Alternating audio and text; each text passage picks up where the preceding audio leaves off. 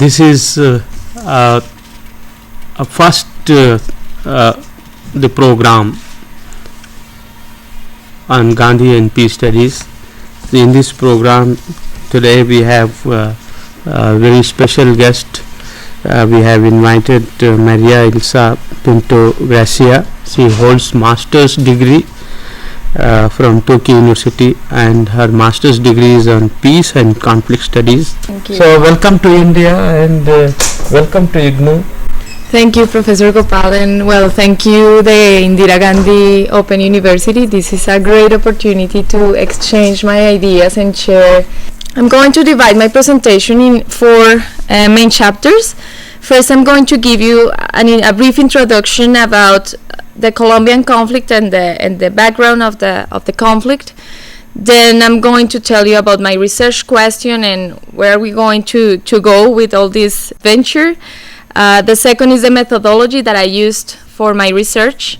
Third, we are going to see and analyze the songs that were composed by victims and ex-combatants of the Colombian conflict and their implications. And finally, I'm going to end with my conclusions. As you can see in the map, Colombia is a country that is in South America. We are strategically located in South America because we are connected through the Atlantic Ocean but also through the Pacific Ocean. It is an interesting case of a study because a significant number of victims and ex-combatants have composed on their own initiative conflict-related songs to tell past events of the internal conflict, but also to express emotions and feelings to past or present experiences related to the conflict and the disarmament, demobilization, and reintegration process. Let's talk very briefly about the Colombian conflict. There is currently an ongoing conflict between many actors, as you can see. So there is the FARC-EP guerrilla, which is a left-wing guerrilla, you could say, or it was born like that. Nowadays you can question that, but let's say it's a left-wing guerrilla. There is also the ELN guerrilla. There is also drug dealers and criminal bands. And there was the AUC paramilitary group that was demobilized in 2003. So in 2003, there was a peace process that began with the Santa Fe de Realito agreement.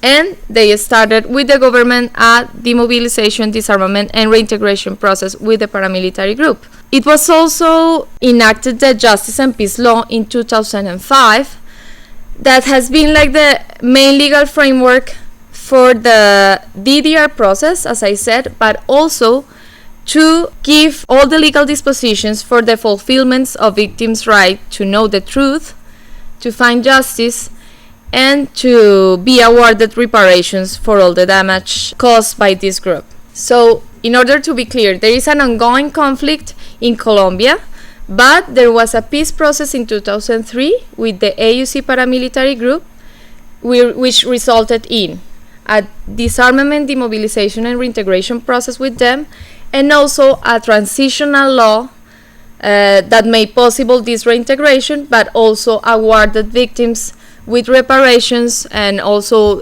to find justice and find the truth of the conflict.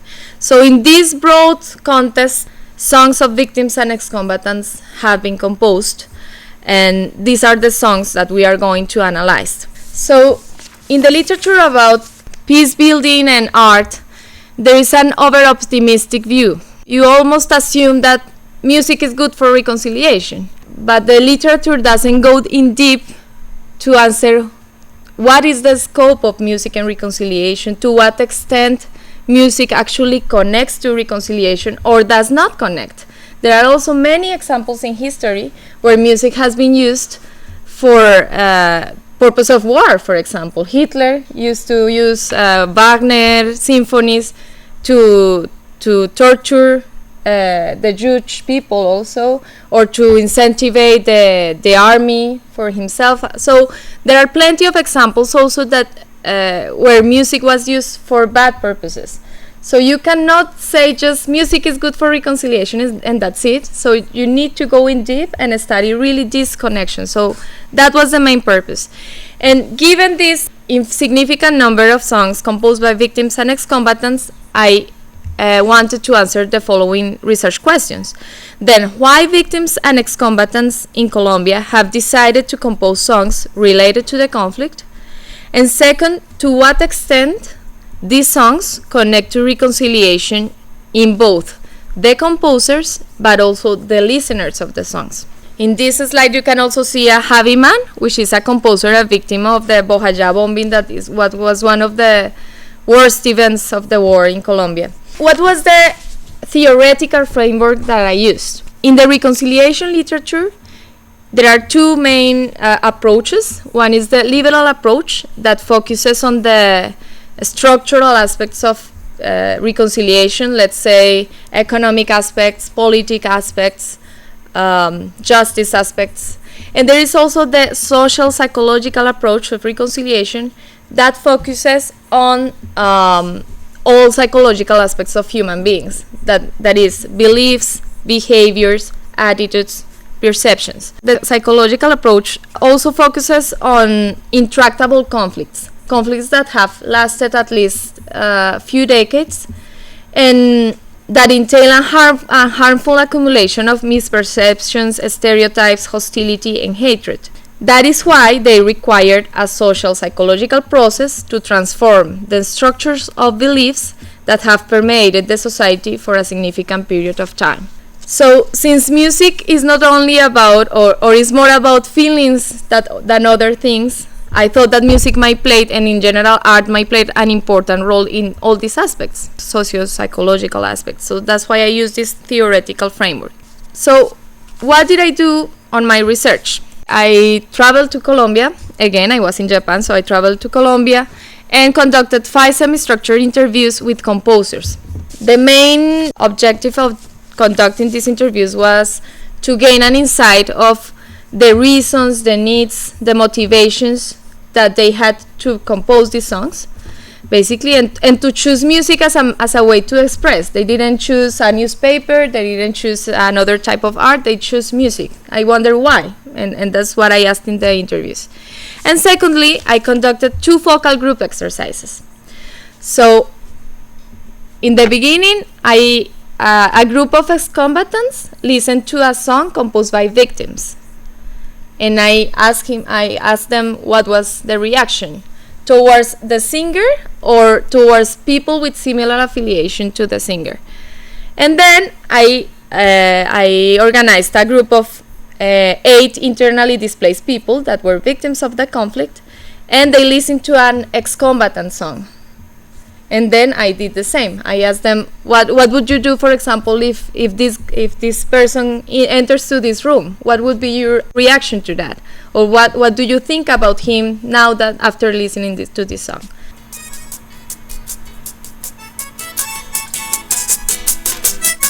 Luis Rafael Martínez y Teresa Santos, aquí tienen su semilla. Yo soy aquel aventurero y soñador. Yo nací en medio del amor, pero un día me atrapó el conflicto que hasta I was born surrounded by love, but one day I was caught in the conflict. encontró la equivocada solución, porque me sentí acorralado, maltratado y perseguido y tenía que defenderme. I'm also the one who found the wrong solution there because I felt intimidated, ill-treated, and persecuted, and I had to defend myself. But I am aware of the fact that I have made mistakes. It was that meaningless war that made me understand that peace starts when men finally understand that the cruel violence has never brought good. For our children, better times will come, but if you change, and me too.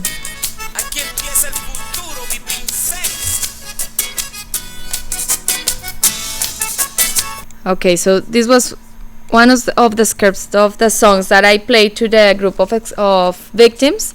Daniel Martinez, that you can see him in the slide, he is an ex-combatant of the AUC group, and he composed this song by him. So these are some of the scripts of the composer's interview. What did they say when I did the interview? So one of them said, for example, we seem to forget the hatred because, as the song of the famous salsa artist Rubén Blades states, Sing and forget your pain, because the one who sings says more and suffers less. I want people to know what really happened. We wanted to create lyrics to differentiate ourselves as civil population in the middle of the conflict. Nobody asked you who you were before entering into this. A boy with dreams, a person that had ideas, and a person who never thought to be part of this. That is what I wanted to tell with my song. This sentence is from Daniel Martinez himself. And now what the listeners said after listening to this song, the group of ex-combatants, what did they say? It is a reality that we have all lived in the countryside, but not many people know about it in the urban areas. He is honest, he is telling the truth. They are releasing the anger and they have the right to do so. He says that in all sincerity he already changed. I would give him an opportunity after this song. So that is what the victim said after listening to Daniel Martinez's song and also to the victim song. So I could find many opportunities here, in the sense that, well, first, these songs are storytelling tools that contribute to the historical memory of the conflict in a way that is accessible to all the public. That is also very interesting. It's not a whole book about the history of the Colombian conflict, or it's not the many news that appeared in the newspaper of Colombia, that people is used to read that and is careless about it. But it's a very attractive way to tell their own version of the truth, and that people in the urban areas, for example, that don't know sometimes anything about it, know more about the conflict in a first-hand version.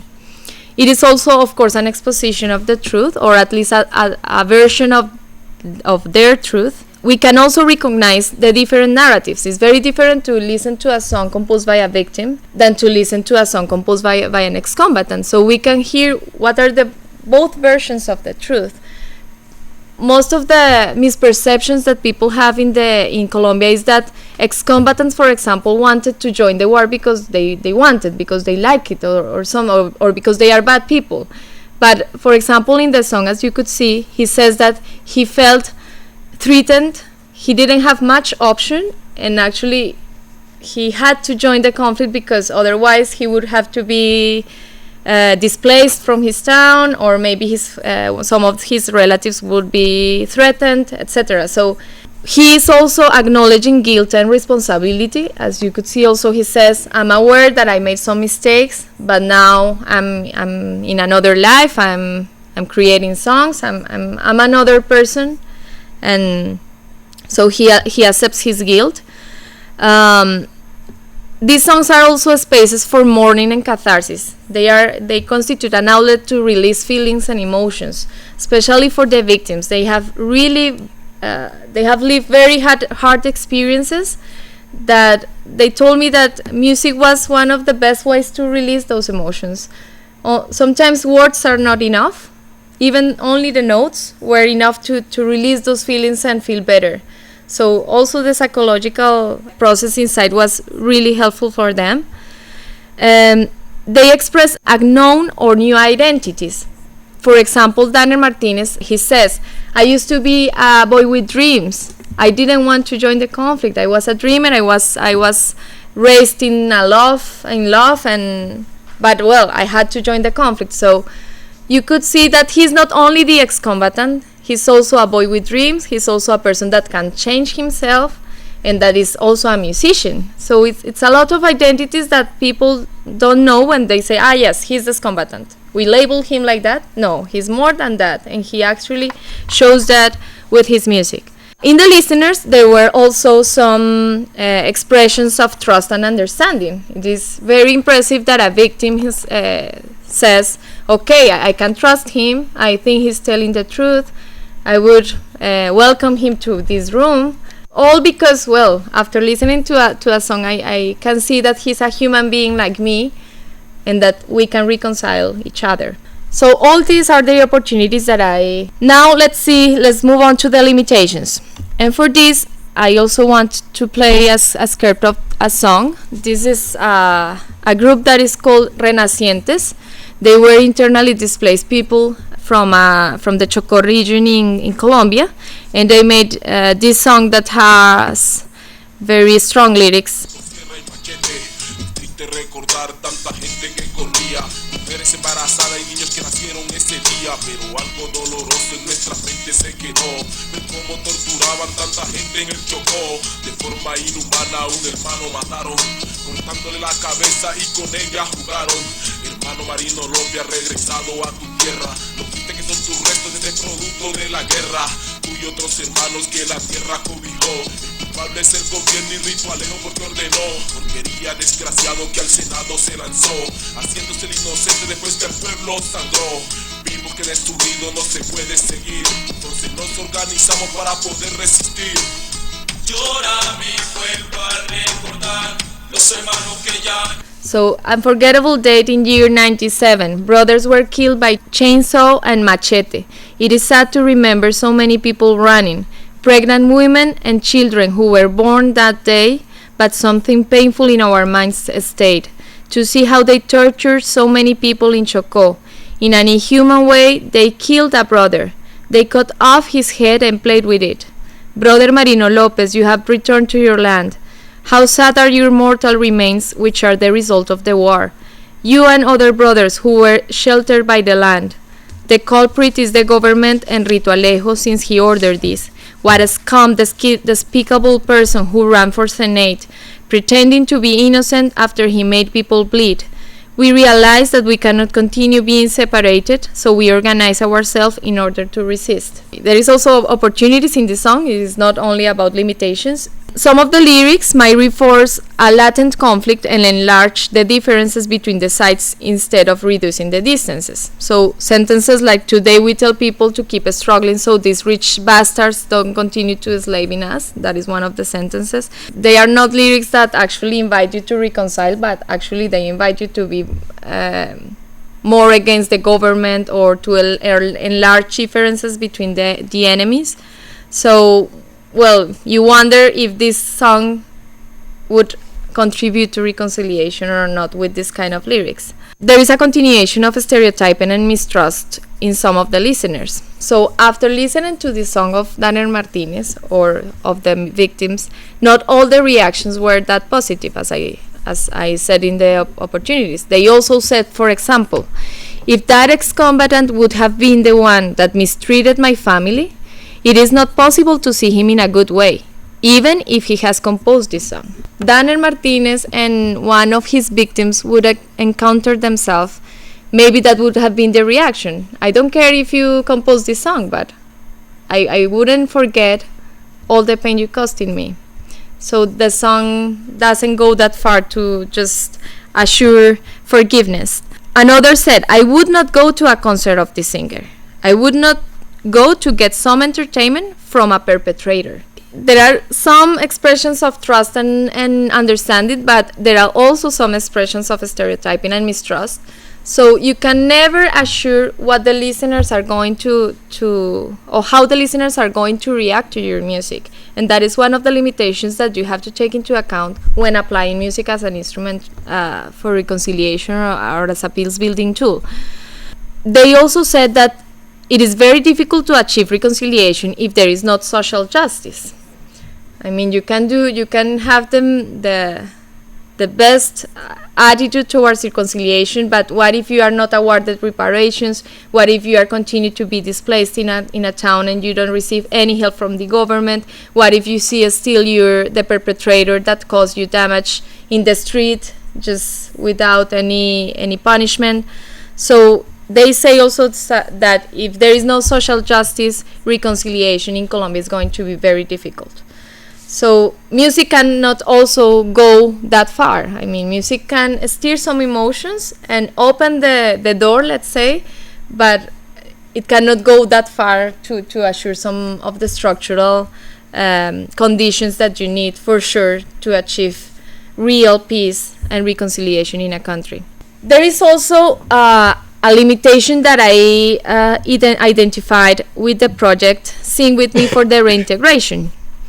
Daniel Martinez, the ex-combatant that I present you in the first place, made part of a project which name is Sing With Me for the Reintegration. So the government, like a reality show, so they told people that were ex-combatants, okay, all of you that you feel that you have a talent, come here and we will select you. They lived together for almost 3 months. It was not only about ex-combatants, but they also call victims and vulnerable people in Colombia. So it was in the same project, you had ex-combatants, victims, and other poor people, let's say. So they say they lived together for almost 3 months. During the process, they knew each other, forgave each other, and discovered that they could join their voices to transmit the message of hope and reconciliation that Colombia needs for starting to change history. The project was not an encounter between victims and perpetrators. I mean, it was not the perpetrator and the victim that gathered themselves and started to sing. It was some ex-combatants and some victims that were not related at all.